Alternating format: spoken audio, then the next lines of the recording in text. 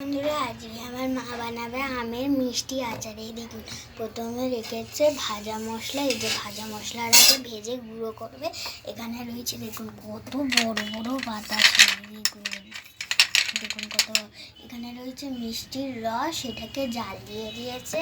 আর এখানে আমটাকে আগে রোদে শুকনো করে তারপর হলুদ দিয়ে সিদ্ধ করে নিয়েছে। দেখুন বন্ধুরা, এবারে আমার মা করবে যখন তখন দেখাবো। এই দেখুন বন্ধুরা, এবারে আমার মা ভাজা মশলাটাকে ভাজবে।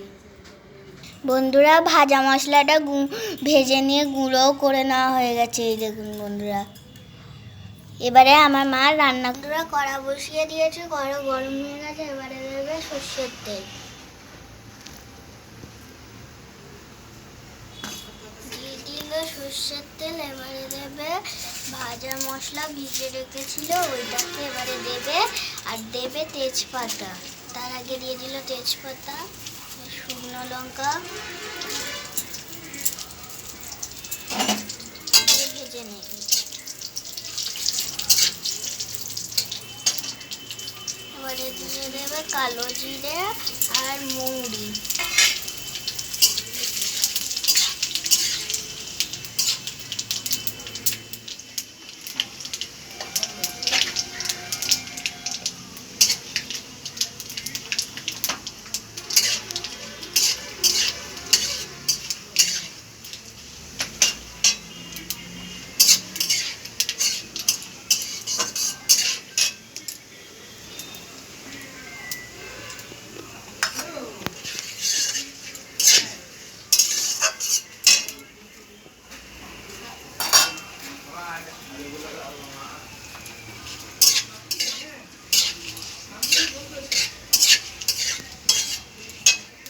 ভালো করে ভেজে নিচ্ছে। এবারে দেবে আমটা সিদ্ধ করে রোদে যেটা রেখেছিল সিদ্ধ করে নিয়েছে।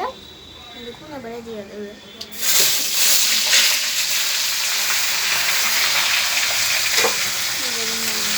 দিয়ে দিলে এবারে আমটাকে ভেজে নিয়ে নেবে। বন্ধুরা এবারে আমটা ভাজা হয়ে গেছে। দেখুন বন্ধুরা, এবারে দেবে নুন আর হলুদ। বন্ধুরা নুন হলুদ দেওয়া হয়ে গেল। ভালো করে একটু নাড়িয়ে নেবে।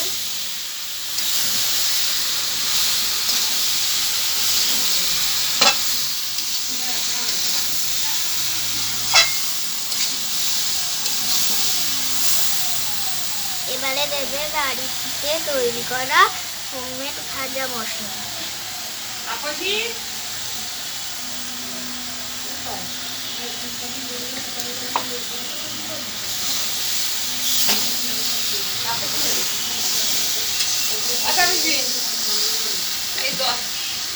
যাই হোক, এই 11 তারিখ রবিবার পড়েছে জানিস?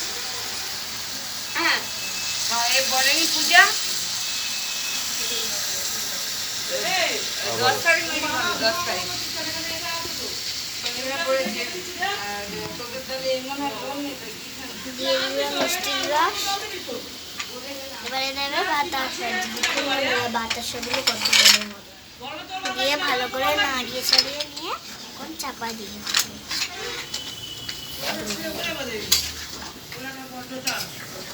বন্ধুরা এই দেখুন পুরো চাটনিটা হয়ে গেছে, কি সুন্দর হয়েছে দেখুন। তাহলে বন্ধুরা আজকের মতো টাটা, বাই বাই।